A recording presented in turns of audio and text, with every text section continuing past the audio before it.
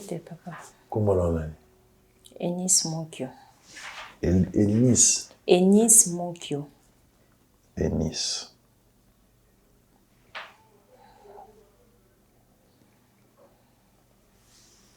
Mokyo. Oui. Problème nini Elia? Papa na ye na problème na kaya fillette na ngai. Ezalaki mercredi ya le 10 ya mois oyo aussi là. Babengi ngai parce que naza nouvelle unité na ministère ya budget. Le 10. Le 10. Le 10 juin. Nazaki na musala. Babengi ngai. Pona koyebisa nga ke naya.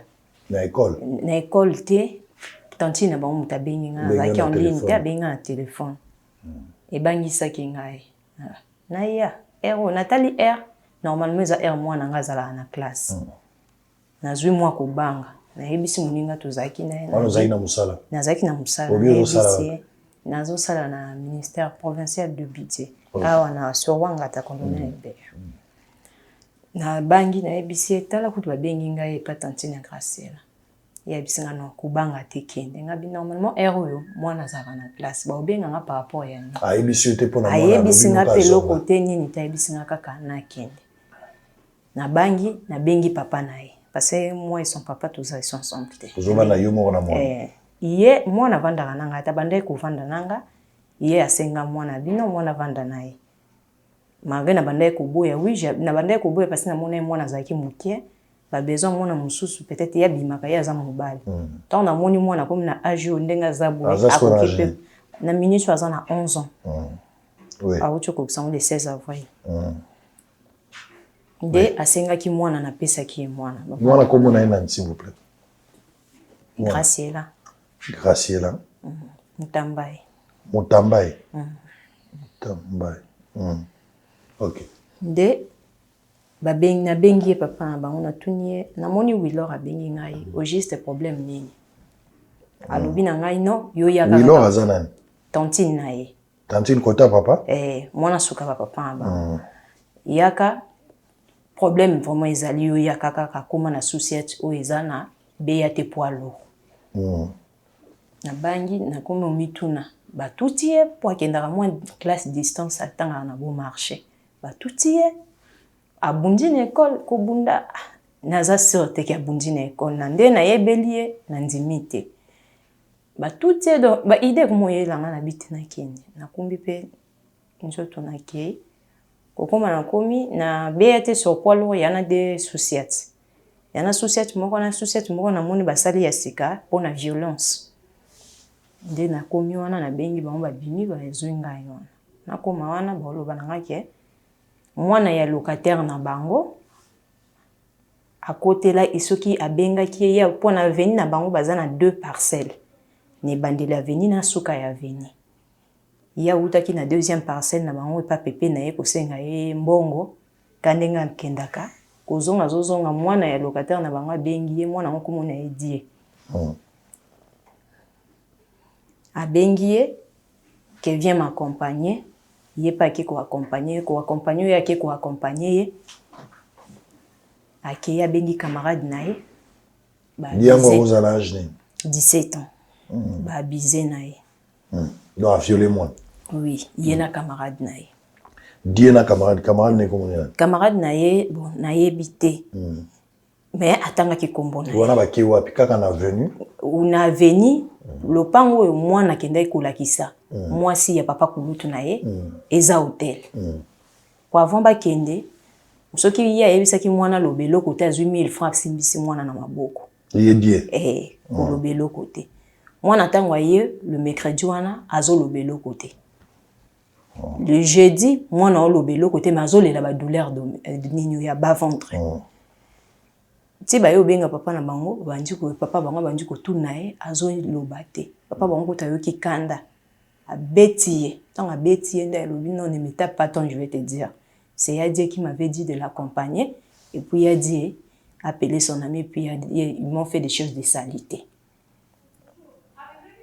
Et papa bango pas bimi a lobia ki a bengi yaya ya mwana mobali wana abengi ayebise yaka yoka makambo oyo mwana expliquer yaya mwana mobali motuna mwana ke c'était ya dit ou bien c'était son ami du genre qui a protégé yele qui a payé sa tort nana mon appel au bino c'était ya dit qui m'avait appelé puis il a appelé son ami nde mwana ngoko akende soko sala examen ba mpe bazeli kaka ba onto mwana ba yeba signaler ki akima njoka ndi baninga pe bayeba edaki ba okimisa ba telemaki misu ba teme na coin ya veni baza na ninyo babenga mo beate na coin ya veni ba temisa ki tanka ya mati moto po akima ba mpe bakangi eka likola moto bakitisi ye moko papa mwana mutaka maki abiso na bina beta yo na kuzwa ngambo pendant beto na degré moko donc et comme un dossier mususu c'est bien ni kitela kana malembe to kendel l'état azali asanini akatali kam ba yo komande ba komena l'état nde ba benga kingai ba tindi ba benga mama mwana répondre que na koya te so ba okene pozo na pekisa ke loko ayo kakate. Moi je me suis dit c'est que asala kango de depuis kala je sais pas peut-être asala na yango bandaka pour maman koloba bongo c'est que yé loko de jeu ebi mwana asala kango d'habitude si tomba tu ba insister ko kende kuna maman na yo ko se présenter et benda ki penza makelele entre ngana bango nde bayako ko sambi OPJ ayako sambisa bango asambisi mwana sambisi oya mobali et puis atie bango mibali asambisi bango ndaya ko juger bon ki asa nini atinda biso tribunal donc bakangaki die bakangaki apa muninga nande bakangaki ete bayo tinda biso na tribunal d'enfant ya 12e mari ngana boyaki na ozoloba na liboso ya TV na neloko ya kokosa te automatiquement na boyaki 12e mari parce que j'ai eu un dossier là-bas il y a viol avec grossesse il y a petite sœur ti lelo tozana mwana ya inani tozobokola na kachanda dossier zaki résolité bakimisa détenu et comment que tokende boy comme que o lelo lobi bato wana bazoya te automatiquement na boyaki vu que na vivaki yango déjà na boyaki na bino 12e mari batinda biso soit 4e mari ou bien na Gombe mais okola déjà bato ya 12e mari da babengaki oyo bayaka kozwa bango na moto babengaki déjà bazwaki mwana basani bakena ya 12e mari na sepela kiti na yebisi ko papa bango na bi nde na zabwe boye babonzi mangai ti lendi mwana na ba obimisa ote ba obimisa ete ngabi ba ko bimisa Pona avocat o biso to benga ki mwana suka ba papa bango nde to benga ki ye mutasaki ba makambo nyonso to ya tala bino eza mwana na ngai so na bina zwa likambo ngo ba oloba nini ke na osala ngo nini mingi pona mwana nga aye ko contacter baninga misusu de ba ya ko zwa rele nde lundi à ma grande surprise nazaki nanga na musala ba benga nga ke mwana na mbali babimisie bamoni na aveni abi ba osale do côté boina boalo bien c'est vanté ba on a famille na ndenge sengele ba inventé ba se vanté ba bundi kutu na koko oya boti papa bango koko ne mwasi azaki misu ya kovimba rouge ba bamba ki so libanga na yo ko matina tribunal lokuta mabena sala ki pe amakelele ya kuna ba image mo na zwa ki marque na zwa ki image bien te mais ngamo ko pe ata na bande ko sika na taki caméra bango ba oyebisanga kuto nani azo sambisa bakokanga yo lelo ezaki vendredi bakokanga yo ngabi nazana posa kata ko sambisa bakanga ngai parce que trop c'est que za ba manigance obino bosala na niveau ya tribunal nini elobi ke mwana mukeso ka sali mabe bakanga ka ete donc ko la za mineur donc biso to permettre que bana biso baza na danger parce que mutu moko bo mineur moko boye ye aza danger public biso to tia bana biso na danger et que simbate tellement boza na posa likambo ekoma et ekoma place obino bolinga ekoma naza na famille riche te naza na ngana papa za na o na bozui ya gravité nini te toza na biso ba débrouillard mais soki mibeko kwa bino bolingi bo l'état o botiaka batu na mitu na biso to mona ke neti mboko mibeko ezate to koyeba kaka nde ba ya ko bondela ngai wana ba misusu kana kati ya tribunal wana ba mona 12e babia ya biso PCP biso te tozana bana basi artu esale mieux so ezaki mwana ngape na nena kokate je préfère bossa nini okende boke kolukela ngo ndenge mosusu nde nayaki contacter camarade nani na compte TikTok na ye même akoma président de Citoche azaka na Belgique naye kobenga ye ayebisi nga nini sa vidéo et puis taguer ngai na nizwa ba nini moko na osala baleki nanga pe na Brazzaville bayebisi nga no yenis fait une vidéo na osala avant kuna sa vidéo na longoli ba image ya mwana par rapport ndenge monde ngo ekoma muta kozwa image ya mwana atenani na longoli ba photo même ya ye même ya bana nyonso tu okanga na publier na compte nanga na longoli yango na zuna tie image nde bato bayo ko tagelenga yo ba titi ba nini ba commentaire na se ya nini na nde na ye ko se rendre compte que eza non loin na place na sala nde jour wana na ya kiawa nde na posa kika ngai eloko pende zo sanga pasi eza likambo pourquoi na mboka pourquoi 12e rue do tribunal d'enfants ya 12e rue est autorisé ba bêtise que mwana bakimisa mwana procès aki vendredi biso te se présenter bango ba se présenter te ni bango ni ba responsable à mwana ni o avocat na bango ba se présenter te donc biso to ke biso moko donc OPJ signé na ye nini yo sans pourtant bato basamba ata procès moko to sambité et le côté nini te kaka boye donc ti lelo nde to sala examen à niveau à Saint-Joseph to zu ba résultat te kwa ba pesa biso te batinda ibni boyo sa examen à Saint-Joseph mais nde to za boye moyen to za ba résultat te soki mwana nga za na problème na koyeba te soki nini est-ce que bino mo botala ki mwana biso moko na hôpital papa na ye na papa na ye apesaki mwasi ya grand frère na ye akei na ye hôpital le plus proche nde bamonaki ke non mwana aza ya Bande kwa Bosolo, c'est encore triste. C'est vraiment avec un cœur rempli de peine nde nazu maloba pour na ko résumer likambo ekomeli mwana we ya muke ya 11 ans.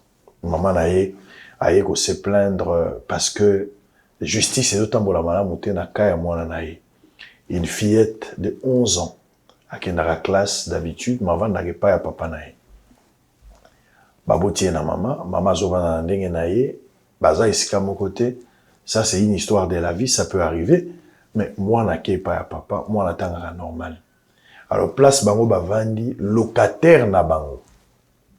Nde moto akamati, locataire c'est un garçon, azali mwana ya ba locataire, un garçon de 17 ans. Asangani na muninga na ye musoso, probablement 16 à 17 ans, bako à la même âge. Bazu mwana ya muke ba memi na hôtel sur la même avenue, ba violer mwana. Ba pesa yi mwana 1000 francs. Aza mwana muke ya ebi mbongote. Et puis mwana ba pekisi ekoloba. Ba bangisi ba créer psychose na mwana. Mwana zongi ndako. Mwana bandiko se tordre na ba douleur. Et finalement papa na ye aye ko tia pression na mwana jusqu'à ce que mwana ndima.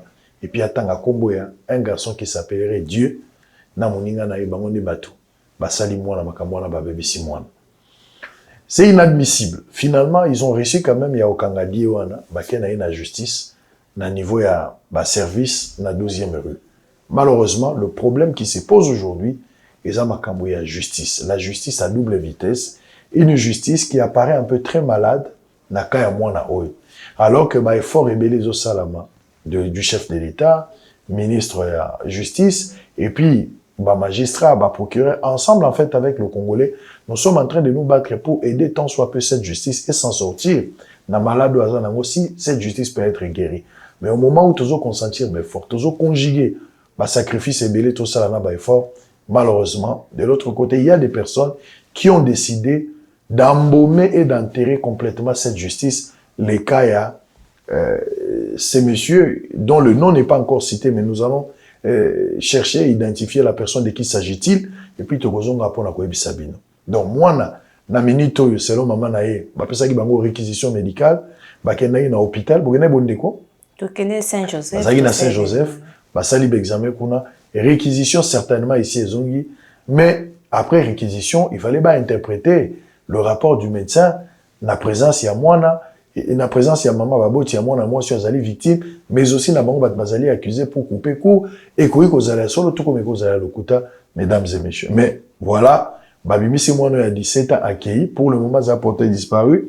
C'est long bango. Et puis, il y a un qui engagement. Il y a il n'est plus revenu avec l'enfant. Donc, Baliba étouffé locaux. Certainement, il y a eu de la corruption, des manœuvres dilatoires où ils ont justifié, justement à cause de la corruption, entre guillemets, aussi dans le Cambo. Mes frères et sœurs, il faut que ça s'arrête.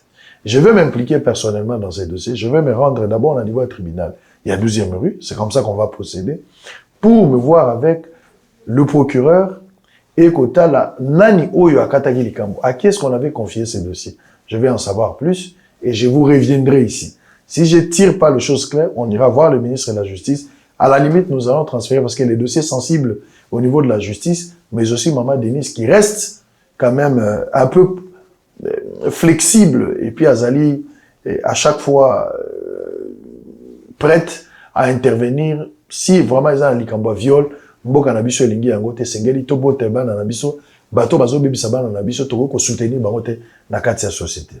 Je pense que pour aujourd'hui on va s'arrêter là. Donc c'est une étape à suivre. Bino bato bolandi biso, nous allons continuer les enquêtes.